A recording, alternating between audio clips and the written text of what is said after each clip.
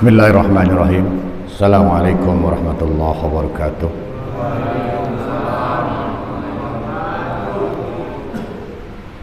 Innal hamdalillah wassalatu wassalamu ala Rasulillah wa ala alihi wa sahbihi wa man tabi'ahu wa mawala ma ba'd.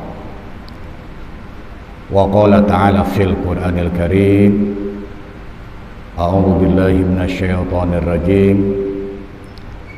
Bismillahirrahmanirrahim. Ud'uni fastajib lakum. Al-ayah sadaqallahul azim. Panitia Ramadan yang kami hormati, jamaah Masjid Al-Ihsan yang insyaallah senantiasa mendapatkan rahmat dan hidayah dari Allah Subhanahu wa taala. Puji dan syukur mari kita panjatkan kehadirat Allah Subhanahu wa taala. Salawat serta salam semoga senantiasa dilimpahkan kepada baginda Rasulullah sallallahu alaihi wasallam. Dalam kesempatan ini saya akan sampaikan adab-adaban berdoa. Ketika kita berbicara tentang adab-adaban berdoa, timbul pertanyaan, apakah doa kita selama ini diterima? Lalu kemudian, kalau tidak diterima, kenapa doa saya tidak diterima? Jamaah yang berbahagia, sebelum melangkah kepada adab-adaban doa supaya doa kita dijabah, dan kenapa kita harus berdoa, mari kita kenali dulu siapa kita. Bapak dan Ibu sekalian, sebelum manusia diciptakan oleh Allah Subhanahu wa taala, Allah telah menciptakan makhluk-makhluk sebelum manusia. Yang pertama, Allah menciptakan malaikat. Malaikat ini diciptakan oleh Allah Subhanahu wa taala untuk mengabdi dan mengikuti segala perintahnya, dan itu telah dilaksanakan oleh malaikat. Dan malaikat itu punya sifat hanya mengabdi, tidak pernah menentang ajaran perintah Allah, selalu taat. Lalu kemudian Allah menciptakan setan yang sifatnya hanya menentang saja, tidak pernah benar. Lalu Allah ciptakan binatang. Binatang ada dua macam, Pak. Ada binatang yang kerjanya makan dan menuruti hawa nafsu. Ada binatang yang nafsu dan merusak. Contoh binatang yang hanya makan dan menuruti hawa nafsu kayak kambing, sapi, itu kerjanya makan dan menuruti hawa nafsu. Ada binatang yang menuruti hawa nafsu dan juga merusak, seperti babi contohnya, ya. Lalu yang terakhir, berdasarkan yang sering kita baca, Allah menciptakan manusia dari tanah dan memiliki 4 sifat yang diciptakan lebih awal oleh Allah. Sifat taat ada, sifat pemarah ada, sifat makan doang sama nafsu ada, dan sifat yang sifatnya nafsu dan merusak juga ada. Oleh karena itu kita sering mendengar ketika orang benar banget, taat banget, timbullah kata-kata itu orang bener banget sifatnya kayak malaikat penolong. Lalu kemudian ada juga orang yang jahat. Lalu kemudian timbul permasalahan itu orang apa setan, jahat banget sama-sama juga. Lalu kemudian ada orang yang hanya menuruti hawa nafsu dan merusak orang lain, merampok, mencuri, berantem, merugikan tetangga. Maka timbullah istilah itu orang apa babi, itu orang apa binatang. Oleh karena manusia memiliki 4 sifat itu, lalu kemudian Allah bekali dengan akal, wajib kita berusaha dan berdoa. Supaya apa? Supaya kita mendekati sifat-sifat malaikat. Tanpa kita berusaha untuk berdoa, mendekatkan diri kepada Allah, maka yang dominan pada diri manusia adalah sifat setan yang kerjanya hanya merugikan manusia. Ya, nanti kalau sudah kita mengenal siapa manusia, apa perlunya berdoa? Oh, kalau begitu saya perlu bagi diri saya untuk berdoa. Supaya apa? Supaya sifat kita mendekati sifat malaikat, manusia yang benar. Bapak dan Ibu sekalian, zaman sekarang,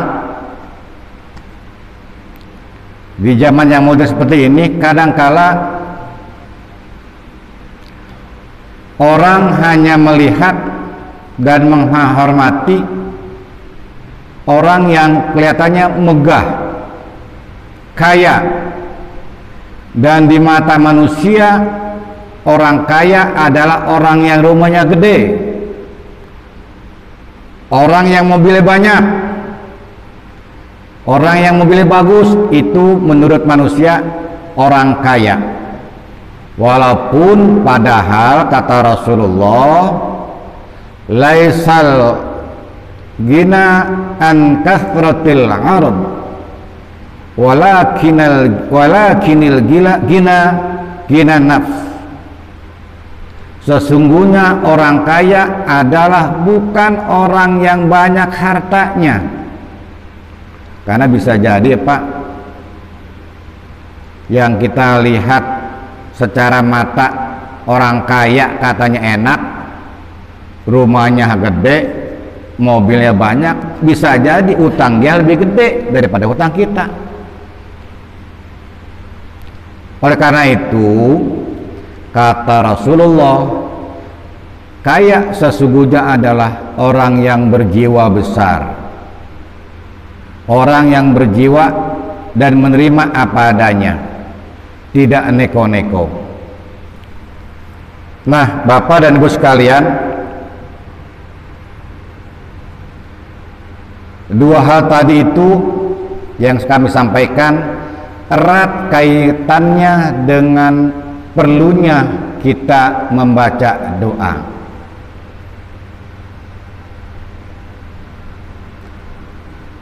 Lagi-lagi kita bertanya, kalau doa sering Pak Ustadz, cuman dari dulu saya nggak doa sampai sekarang kok begini-gini juga. Kayaknya ketika kita mendorong motor yang nggak jalan-jalan, ini namanya motor mogok. Berarti selama ini doa kita mogok. Gimana supaya nggak mogok? Pertama, kalau doa kita ingin diijabah, kalau doa kita ingin dikabul, ada yang namanya etika berdoa, ada yang namanya estetika berdoa, ada yang namanya adab-adaban berdoa, ada yang namanya syarat doa. Apakah syarat itu, etika itu, estetika itu, adab-adab itu sudah kita terapkan sebelum kita berdoa? Yang pertama, kalau doa ingin dikabulkan, kita harus bersih dulu. Yang pertama kita bersihkan adalah jasmaniah dulu deh. Apa itu? Pakaian kita kalau bisa ketika kita berdoa jangan yang ada najisnya. Jelek nggak apa-apa, yang penting bersih. Yang kedua, badan kita harus suci. Minimal kalau kita mau berdoa, kita harus punya wudhu. Itu jasmaniahnya. Kita punya wudhu, pakaian kita bersih walaupun jelek. Kemudian secara ruhani, kalau doa kita ingin dikabulkan, pertama bersihkan dulu hati kita. Karena selama ini hati kita banyak penyakitnya, Pak. Penyakitnya yang tidak bisa disembuhkan oleh dokter, oleh mantri, oleh dukun.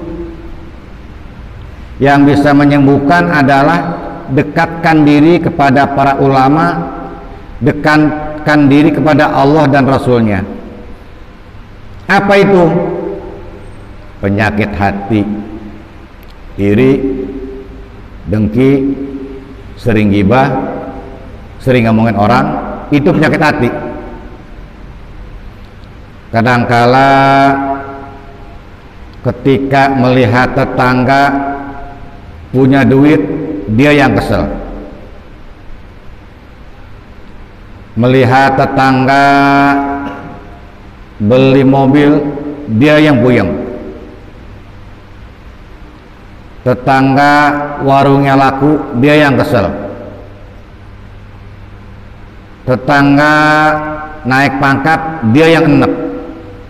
Ini penyakit hati, Pak, yang harus dibersihkan, yang tidak boleh bersarang dalam hati kita. Lalu yang kedua, sejauh mana pengabdian kita terhadap kedua orang tua. Jangan kita doa, sekali doa 1 jam, tapi sama orang tua marah. Kita wiridan 2 jam, tapi sama orang tua pelit.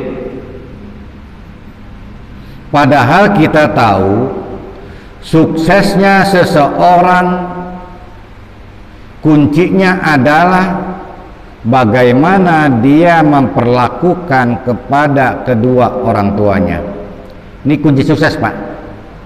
Barang siapa yang ingin sukses hidup di dunia dan akhirat, kuncinya satu: perlakukan kedua orang Anda sebagai raja. Sesukses apapun kedudukan seseorang, ketika dia durhaka terhadap kedua orang tuanya, maka celakalah buat dia dunia maupun akhirat. Ini kunci hidup, ya. Saya pernah sampaikan di dalam taraweh, seorang Alqamah saja yang hidupnya zaman Nabi dan dekat kepada Nabi, taat beribadah, gara-gara menyakiti ibunya di sakaratul mautnya, dia tidak bisa hidup dan tidak bisa mati. Ini gara-gara dia berdosa terhadap ibunya. Makanya lagi-lagi saya sampaikan, sebelum pengen doa kita dijabah, sejauh mana pengabdian kita, penghormatan kita terhadap kedua orang tua kita. Lalu kemudian yang ketiga, Kalau doa kita ingin dikabul, suara kita rendahkan di dalam membaca doa, seolah-olah kita sangat berharap. Jangan minta kepada Allah dengan suara yang kasar. Ya Allah, berikan apa saya mobil. Ya Allah, kasih saya umur yang panjang. Jadi pergunakan kata-kata yang lembut ketika kita minta kepada Allah. Lalu kemudian yang kita minta jangan neko-neko, proporsional. Misalnya ketika memang usaha kita cuma warung kecil, jangan kita berdoa, ya Allah mudah-mudahan bulan depan saya kebeli kapal. Ini kan nggak logis, ya. Permintaannya neko-neko.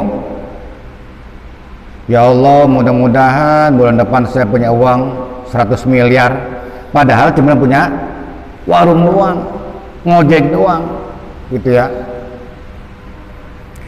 Lalu kemudian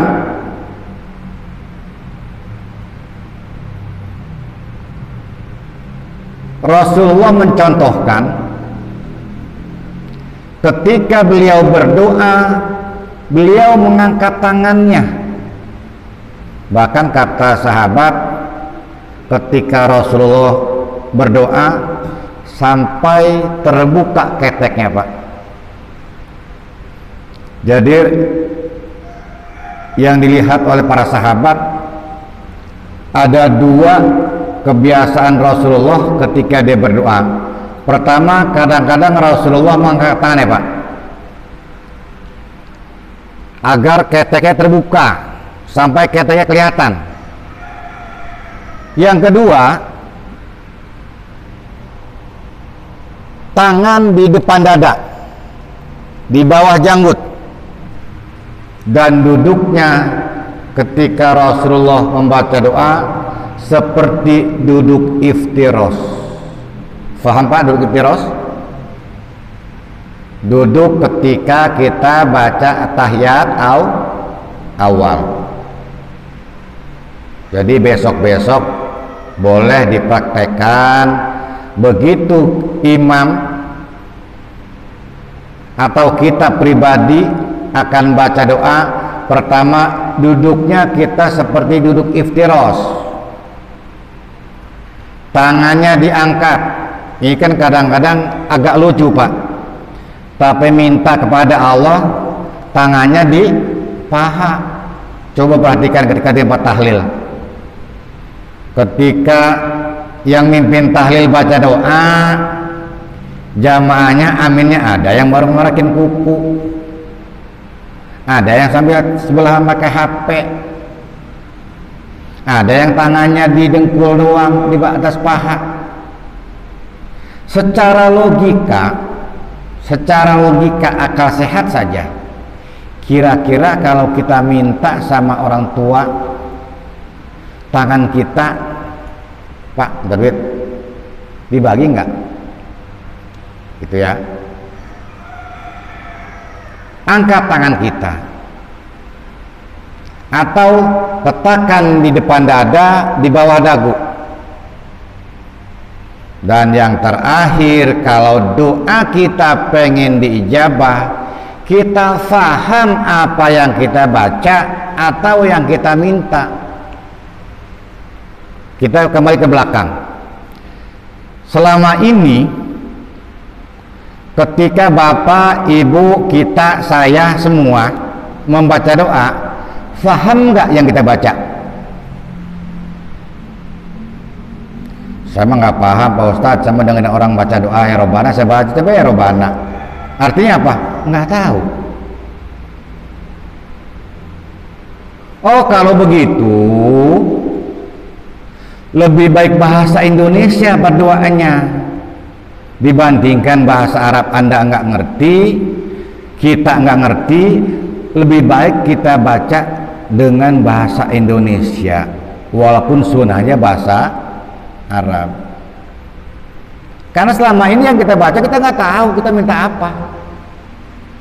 Kita baca misalnya Rabbighfirli wa liwalidayya warhamhuma kama rabbayana shighara. Artinya apa? Nggak tahu. Rabbana atina fid dunya hasanah wa fil akhirati hasanah wa qina adzabannar. Tadi ini apa? Rabbana. Artinya apa? Nggak tahu. Kira-kira kalau kita minta sesuatu, ditanya sama bapak kita, lu minta apa? Minta apa? Oh ya, aku minta aja. Kira-kira dibagi nggak Pak? Yang dimintanya nggak jelas, nggak paham, itu ya. Jadi lebih baik doanya sedikit dan pakai bahasa Indonesia, tapi kitanya paham apa yang ini minta. Dan mintanya jangan neko-neko, jangan minta panjang umur, jangan minta rezeki banyak, cukup minta ya Allah, semoga hidup saya ini senantiasa mendapat keridhoan-Mu. Karena kalau Allah sudah ridho, apapun yang kita minta pasti dikasih. Lagi-lagi saya menganalogikan, ketika kita disayang sama pimpinan, ketika kita disayang sama orang tua, apa yang akan dikasih kalau kita minta? Gitu ya. Kita logika aja Pak. Maka sekali lagi kita nggak usah minta macam-macam, tapi mari kita minta supaya Allah ridho sama kita. Kalau Allah sudah ridho, Allah akan berikan yang terbaik buat kita. Karena menurut satu riwayat, Syekh Abdul Qadir Jailani ketika ditanya, ya Syekh, apa yang menyebabkan kamu masuk surga? Kata Syekh Abdul Qadir Jailani, karena saya taat beribadah. Bukan. Karena saya menghafal Al-Quran. Bukan. Karena saya rajin puasa. Bukan. Gitu ya. Karena Allah ridho. Dan pernah juga Syekh Abdul Qadir dalam satu riwayat mengatakan masuknya Syekh Abdul Qadir ke surga gara-gara dia menolong satu ekor lalat yang sedang berhinggap di tintanya ketika dia sedang menulis kitab Pak. Ketika dia akan menutul tintanya, itu ada lalat yang sedang minum. Dia nggak jadi Pak menutulkan pulpennya ke tinta itu karena ada lalat yang sedang minum. Biarkan lalat itu minum dulu, selesai lalat itu minum, pergi, baru dia tutulkan. Coba kalau kita Pak, mungkin mati itu lalat itu gebuk, itu ya. Jadi itu Bapak dan Ibu sekalian. Dan yang terakhir, mudah-mudahan doa kita ijabah kalau kita rutin membacanya, rutin mintanya, jangan sekali doang, gitu ya. Karena doa ada dua macam, ada doa yang langsung diijabah, ada yang diijabahnya nanti Pak, di akhirat, gitu ya. Karena memang khusus untuk Nabi Muhammad dan umatnya, umat Nabi Muhammad, doa yang dikabulkan tidak seperti nabi-nabi sebelumnya. Karena ini istimewa Pak. Nabi Muhammad SAW menerima wahyu umur 40 tahun. Umur 63 meninggal. Beliau syiar hanya dalam kurun waktu 23 tahun. Sekarang berapa miliar umat Islam ada? Bandingkan dengan Nabi Nuh yang usianya 950 tahun, umatnya cuma 80 orang. 950 tahun berdakwah, hanya dapat umat 80 orang yang ada di kapal doang. Gitu ya. Itulah keistimewaan kita sebagai Nabi Muhammad.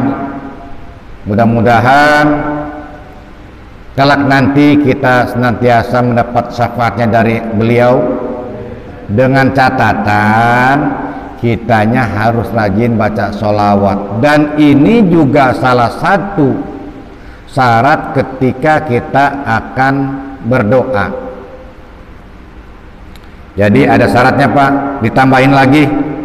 Pertama, di samping punya wudhu, kita baca sholawat, baca pujian-pujian dulu. Kita kasih dengar. Begitu orang baca doa, pertama puji-pujian. Alhamdulillahirabbil alamin.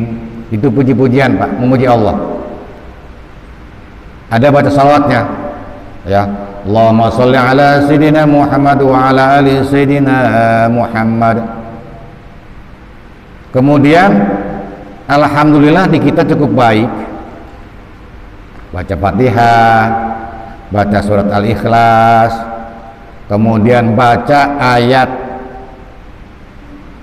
terakhir surat Al-Baqarah. Rabbana apa itu, saya lupa lagi. Wala tuhamilna ma la taqata lana bih wa'fu anna waghfir lana warhamna anta maulana fansurna 'alal qawmil kafirin.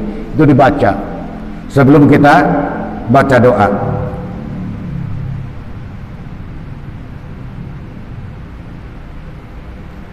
Bapak dan Ibu sekalian, itulah yang dapat kami sampaikan. Sekali lagi, mari kita perbaiki ibadah kita perbaiki baca doa kita.